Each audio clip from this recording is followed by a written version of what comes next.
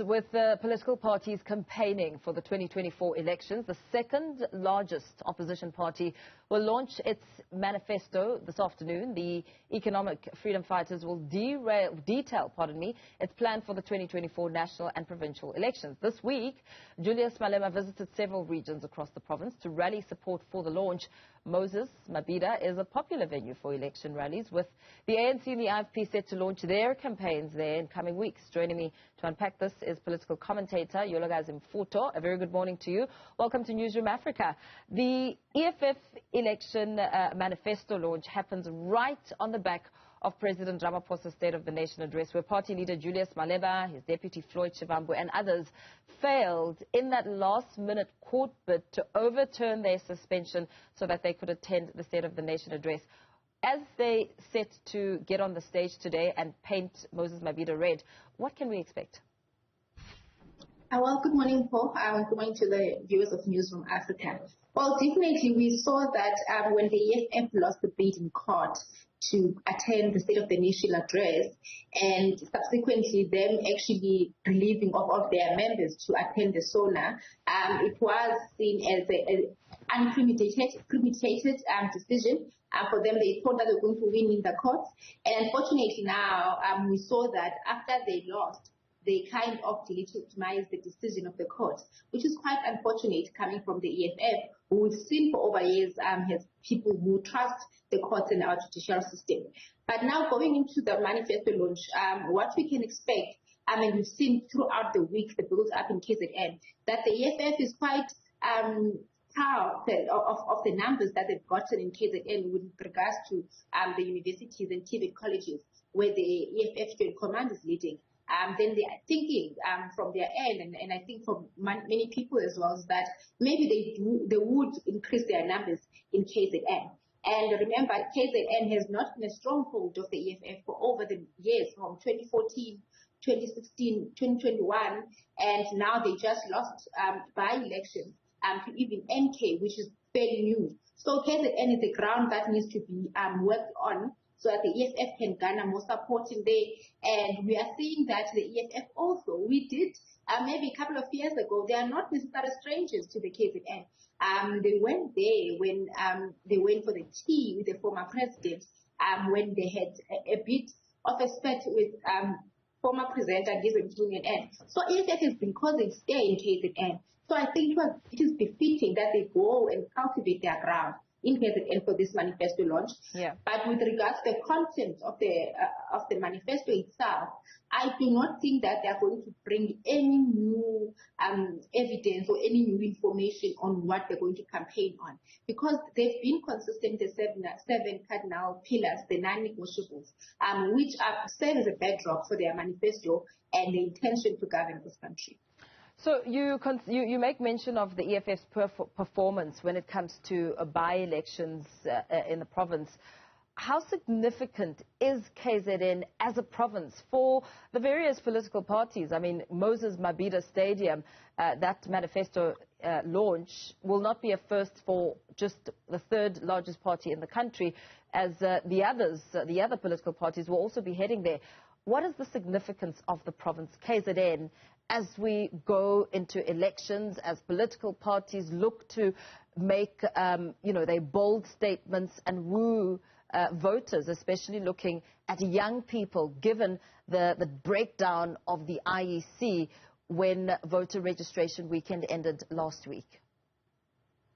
Well, the KZN one, it is very significant, firstly, on the basis of the density of the population. KZN has a lot of people there. But secondly, KZN is people are actually looking at it as going to be a watershed moment for these elections, on the basis that the ANC has lost a significant amount of membership to the MK, right? And secondly, the IFP is kind of on a trajectory upward now with winning the by-elections. And the NFP also kind of still exists and is still quite strong in certain wards. And now with the new party led by Zuma, it's going to be a highly contested province politically. And it is quite, when a party then governs KZN with its kind of economy and with its kind of population and how vast it is. So it's going to be important for maybe the party, the EFF itself, to actually find its foot there to actually beat the ANC, maybe beat the IFP, and maybe the MK as well, when it comes to numbers, if they want to govern and maybe have a lead with the premier there. And the DA itself as well has a strong candidate for premiership. So it's quite a contested province that has a lot of the economy is something that each and every organization that they want to have their hands on, because the KZN, as I said, is a vast province. There are many who fear that violence could break out in KZN as we build up to elections. I mean, we've seen a lot of political killings, politically motivated killings taking place. I mean, just recently, IFP councillor in Nongoma lost his life. How much of a threat could these tensions and violence be as we build up to elections? Yes, KZN historically has been a province that has a lot of political killing. And generally in South Africa, we have the crime issue. But in KZN, it is mostly motivated with the politics and elections. So this year, it is important that parties, they guard against political killing. And secondly, our law enforcement, it can be that people will lose their lives based on their lists, party lists, then there's no prosecution that is done. And parties, they normalize the fact that people are going to take each other out when they do not get their way.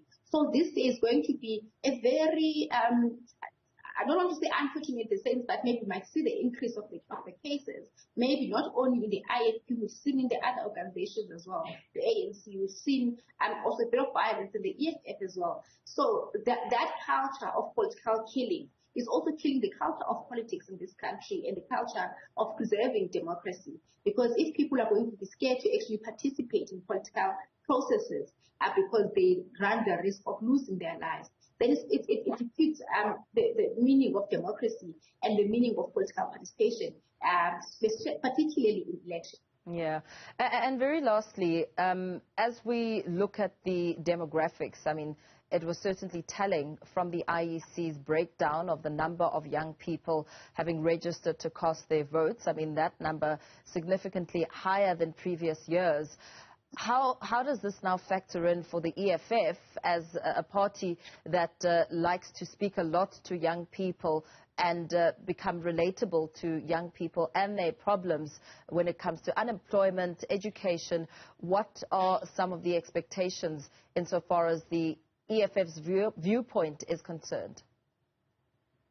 Well, yes, we comment that the IEC, we saw the increase on the voter registration. Now we are standing close to 64% of the population. And unfortunately, the young people are still lagging behind with regards to the numbers of many people going to register to vote. EFF, over the years, we have seen that they do attract young people, particularly young people who are in universities, TVET colleges, and some communities, young people who are even destitute to actually wanting jobs and earn. Because as I've said last year, that EFF positions itself as pro-poor, pro-black and pro-young people, and even the middle class. So they are targeting those kind of young people, because even in the preparations for this, they've targeted young people who are caterers to go and cater at the stadium, also making PR out of that to actually attract more young people. They are providing sanitary towels at the stadiums, and also they're censoring young people in this manifesto. So probably with this manifesto and the campaign that is going to follow up, young people are going to maybe have much more interest in the EFF, and we've seen that they are kind of partnering with the artists in the industry, of particularly Mapiano and the young people in the entertainment space.